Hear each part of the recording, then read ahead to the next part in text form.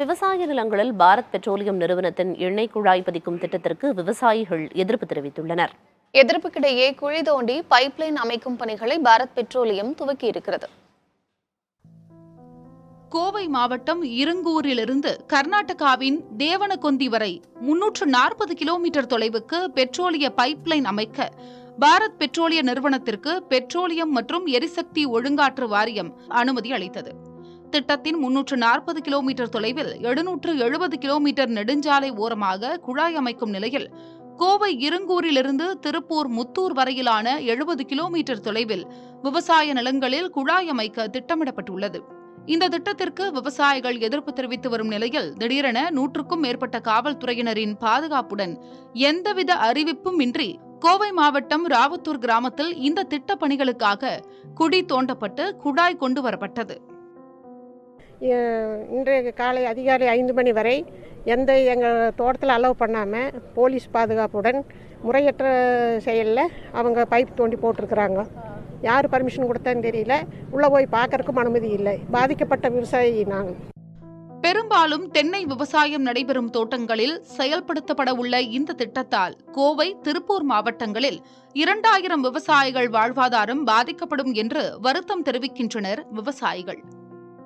விவசாய நிலங்கள் வழியாக எடுத்து செல்வதற்கு விவசாயிகள் தற்போது எதிர்ப்பு தெரிவித்துதான் சூலூர் வட்டாட்சியர் அலுவலகம் முன்பு உண்ணாவிரத போராட்டத்தை நடத்தி வருகின்றனர். தற்போது இங்கு சாரல் மழையும் பெய்ய தொடங்கியுள்ளது. மழையும் பொருட்படுத்தாமல் விவசாயிகள் இங்கு உண்ணாவிரத போராட்டத்தை ஈடுபட்டுள்ளதை நம்மால் பார்க்க முடிகிறது. இன்று காலையே வட்டாட்சியர் அலுவலகம் முன்பு திரண்டிருந்தனர். அப்போது கருமத்தப்பட்டி டிஎஸ்பி தங்கராமன் மாவட்ட நிர்வாகத்துடன் பேச்சுவார்த்தைக்கு ஏற்பாடு செய்வதாக கூறியதை அடுத்து இங்கிருந்து விவசாயிகள் 20 பேர் பார்த்தீங்கன்னா மாவட்ட ஆட்சியர் அலுவலகம் சென்று பேச்சுவார்த்தையில் ஈடுபட்டனர். 2 கட்டங்களாக அந்த பேச்சுவார்த்தை நடைபெற்றது. முதல் கட்டத்தில் பார்த்தீங்கன்னா மாவட்ட ஆட்சியருடனான பேச்சுவார்த்தை நடைபெற்றது. அதில் எந்த முடிவும் எடுக்கப்படாத அடுத்து மீண்டும் மதியம் ஒரு 2ஆம் கட்டமாகவும் பேச்சுவார்த்தை நடந்தது. அந்த பேச்சுவார்த்தையில் பாரத் பெட்ரோலியம் அதிகாரிகளும் பங்கேற்றிருந்தனர். ஆனால் அந்த பேச்சுவார்த்தையிலும் உடன்பாடு எட்டப்படாத அடுத்துதான் தற்போது விவசாயிகள் இந்த உண்ணாவிரத போராட்டத்தை தொடங்கியுள்ளனர். 30 ஆண்டுகளுக்கு முன்பு பாரத் பெட்ரோலியம் சார்பில் அமைக்கப்பட்டுள்ள எண்ணெய் குழாயால் விவசாயம் பாதிக்கப்பட்டதால் அந்த குழாயை அகற்ற கோரிக்கை விடுத்து வரும் நிலையில் எந்தவித கருத்து கேட்பும் இல்லாமல், அனுமதியும் இல்லாமல் புதிய திட்டம் என்ற பெயரில் மற்றொரு குழாய் அமைப்பது சட்டவிரோதம் என்று குற்றம் சாட்டும் விவசாயிகள் நிலத்திற்கு உரிய விலை கிடைக்காமல் பயிரிட முடியாமல் நிலத்தையும் கொடுத்துவிட்டு அந்த குழாய்களுக்கு சேதாரம் ஆகாமல் பாதுகாக்கும் காவல் வேலையையும் விவசாயிகள் தலையில் சுமத்துவதாக வேதனை தெரிவிக்கின்றனர். மாவட்ட ஆட்சியர் எங்கள் கோரிக்கை எடுத்து சொன்னோம். மாவட்ட ஆட்சியர் கேட்கவே மாட்டேங்கிறாரு. இல்லை, ஏற்கனவே கெயில் போன்ற திட்டங்கள் நெடுஞ்சாலை வழியாக செயல்படுத்தப்பட்டிருக்கு. இந்த திட்டத்தையும் சாலை ஓரமாக செயல்படுத்தலாம்னு கேட்டதுக்கு அதிகாரிகள் தரப்பில் என்ன சொல்லியிருக்காங்க? உண்மை சொன்னோம்னா மாநில முதல்வர் அவர்கள் நான் ஆட்சிக்கு வந்தால் அந்த திட்டத்தை எல்லாம் சாலை ஓரமாக அமைப்பு எங்களுக்கு வாக்குறுதியை கொடுத்துருக்காரு. தேர்தல் அறிக்கையிலும் இருக்குது. அப்போ சாமி வரம் கொடுத்தாலும் பூசாரி வர உட்காதுங்கிற கதையை அந்த மாவட்ட நிர்வாகம் உட்கார்ந்து கொண்டு அந்த நிறுவனத்தை வேலை செய்ய விடாமல் நீ விவசாய நிலத்துக்குள்ளேயே போன்னு தள்ளுறாங்க. அந்த நிறுவனத்துடைய அதிகாரிகள் பேச வர்றாங்க.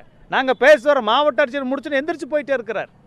இப்போது விவசாயிகளுக்கு பாதிக்கப்படும் போது அந்த விவசாயியை அமர வைத்து பேசுவதற்கு மாவட்ட நிர்வாகம் தயாரில்லை. தமிழக சட்டமன்றத்தில் 2013ஆம் ஆண்டு விவசாய நிலத்தில் எண்ணெய் குழாய் திட்டங்கள் அனைத்தும் சாலை ஓரமாக மட்டுமே நிறைவேற்றப்படும் என தீர்மானம் நிறைவேற்றப்பட்டதை விவசாயிகள் சுட்டிக்காட்டுகிறார்கள். கெயில், ஐஓசி திட்டங்களை சாலையோரமாக தமிழக அரசு கொள்கை முடிவெடுத்து செயல்படுத்தி வருவதையும் விவசாயிகள் குறிப்பிடுகிறார்கள். புதிய தலைமுறைக்காக ஒளிப்பதிவாளர் முத்துப்பாண்டியுடன் செய்தியாளர் ஐஸ்வர்யா.